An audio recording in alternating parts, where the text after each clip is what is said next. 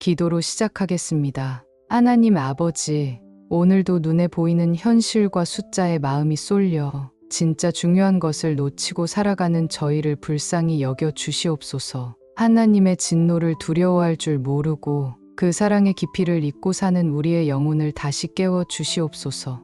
이 시간 말씀 앞에 정직하게 서서 우리 안의 교만과 어리석음을 내려놓고 십자가 앞에 다시 엎드리는 은혜가 있게 하여 주옵소서. 예수 그리스도의 이름으로 기도드립니다. 아멘.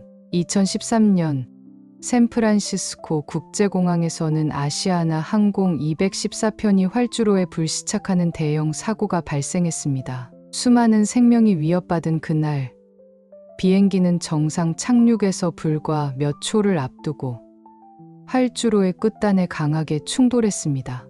왜 그런 일이 벌어졌을까요? 조사 결과는 충격적이었습니다. 기체 결함도 기상 악화도 아니었습니다. 단지 조종사들이 계기판의 숫자만 바라보며 진짜 상황을 놓쳤던 것이 원인이었습니다. 비행기의 속도는 너무 낮았고 고도는 위험할 만큼 떨어지고 있었지만 조종사들은 착륙 조정 장치나 자동 모드의 숫자들에만 집중한 나머지 현실을 제대로 보지 못한 채 추락을 막지 못했습니다. 그날의 사고는 우리 인생을 떠올리게 합니다. 우리는 오늘도 숫자와 결과에 집중합니다. 자녀의 성적, 통장의 잔고, 몸무게, 연봉, SNS 팔로워 수, 숫자만 보는 사이 우리 내면은 추락하고 있고 하나님과의 거리는 점점 멀어지고 있습니다. 그리고 문득 정신을 차렸을 때 우리는 물어야만 합니다. 나는 지금 진짜로 중요한 것을 보고 있는가? 내가 지금까지 목숨처럼 붙든 것들이 정말 내 영혼을 살릴 수 있는가? 이 영상은 그 질문에 대한 응답입니다. 오늘날 우리가 놓치고 있는 두 가지, 하나님의 진노와 하나님의 사랑, 그리고 그것을 다시 바라보게 해주는 유일한 길, 예수 그리스도의 십자가에 대해 말씀드리고자 합니다. 우리가 놓치고 있는 첫 번째 진실은 하나님의 진노입니다. 하나님의 진노는 많은 이들이 외면하고 싶어하는 주제입니다. 하지만 성경은 분명하게 말씀합니다. 하나님의 진노는 실제로 존재하며 인간의 죄와 불경건함에 대한 하나님의 반응입니다. 사도 바울은 골로새서 3장 5절에서 6절 말씀에서 이렇게 말했습니다.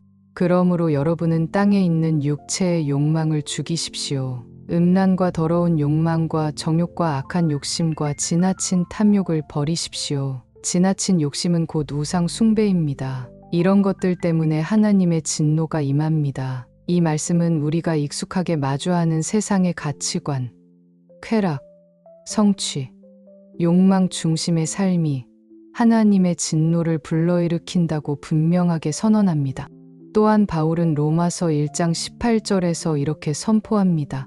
하나님의 진노는 불의로 진리를 막는 사람들의 모든 경건하지 않음과 불의에 대하여 하늘로부터 나타납니다. 여기서 말하는 경건하지 않음은 단순히 종교적인 행위의 결핍이 아니라 하나님을 마음에서 몰아낸 상태를 의미합니다. 인간이 하나님 없이 스스로의 힘으로 인생을 꾸려가겠다는 교만한 자율성, 그것이 하나님의 분노를 일으킵니다. 그리고 그 결과로 나타나는 것이 불의입니다. 로마서 1장 28절부터 31절에 이르기까지 바울은 이렇게 말합니다. 또한 그들이 마음에 하나님 두기를 싫어하매 시기, 살인, 분쟁, 사기, 악독이 가득하며 수군수군하고 비방하며 하나님을 미워하며 교만하고 자랑하며 악을 도모하며 부모를 거역하며 우매하고 배약하며 무정하며 무자비합니다.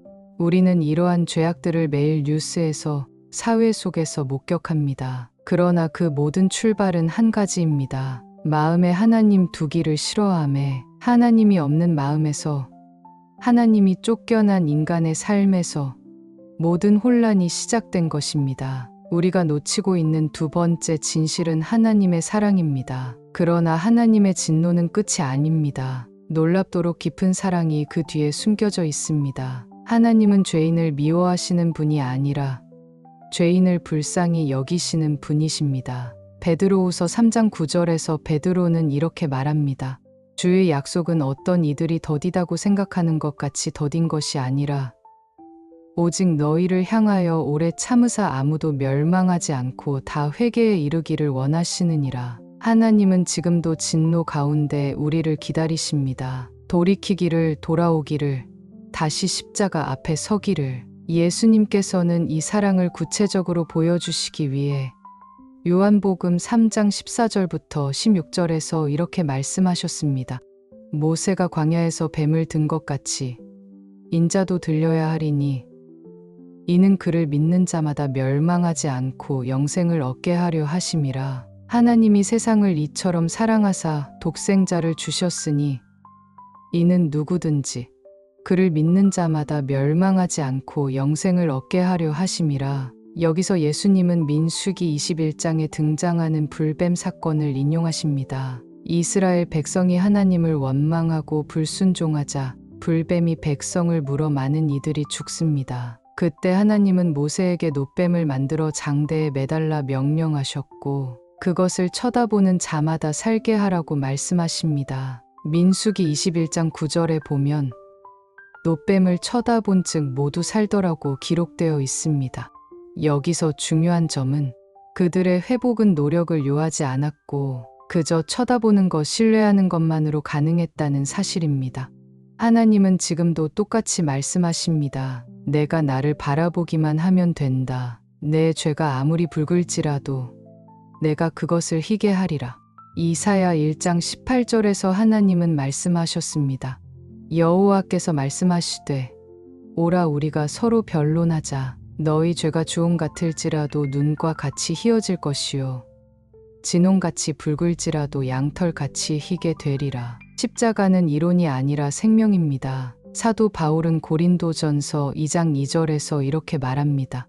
내가 너희 중에서 예수 그리스도와 그가 십자가에 못 박히신 것 외에는 아무것도 알지 않기로 작정하였음이라. 바울에게 십자가는 논리나 교리가 아니었습니다. 그의 절망 속에서 실제로 그를 건져낸 능력이었습니다. 그는 고린도후서 4장 7절부터 10절에서 자신의 체험을 이렇게 고백합니다. 우리가 이 보배를 질그릇에 가졌으니 이는 심히 큰 능력은 하나님께 있고 우리에게 있지 아니함을 알게 하려 함이라. 우리가 사방으로 우겨쌈을 당하여도 쌓이지 아니하며 답답한 일을 당하여도 낙심하지 아니하며 우리가 항상 예수의 죽으심을 몸에 짊어짐은 예수의 생명이 또한 우리 몸에 나타나게 하려 함이라. 십자가는 이론으로는 어리석게 보이지만 그것을 삶으로 체험한 자에겐 구원의 능력입니다. 그러므로 고린도전서 1장 18절에서 바울은 이렇게 선포합니다. 십자가의 도는 멸망하는 자들에게는 미련한 것이요 구원을 받는 우리에게는 하나님의 능력이라. 십자가를 회복해야 합니다. 우리의 문제는 십자가를 잃어버렸다는 데 있습니다. 우리는 찬양도 하고 프로그램도 하고 헌금도 하지만 정작 십자가의 능력은 마음 깊은 곳에서 희미해졌습니다. 그 결과 교회는 축제를 열되 예수를 잃어버린 요셉과 마리아와 같고 성도는 신앙을 가지되 생명의 능력을 잃어버린 존재로 남습니다. 그러므로 우리는 다시 십자가를 회복해야 합니다. 십자가는 단지 용서의 표식이 아니라 매일을 살아낼 수 있는 능력의 원천이며 하나님의 진노를 멈추게 하는 유일한 길이요 그 사랑을 깨닫게 하는 하나님의 메시지입니다. 십자가는 나를 위한 것이었고 오늘도 나를 위해 열려 있습니다. 기도하며 마무리하겠습니다. 하나님 아버지, 우리에게 오직 십자가 외에는 소망이 없음을 고백합니다. 진노 중에도 사랑하시고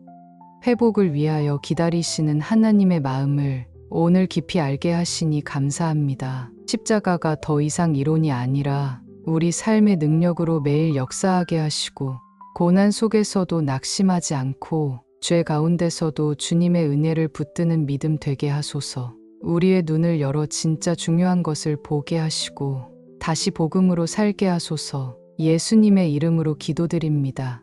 아멘.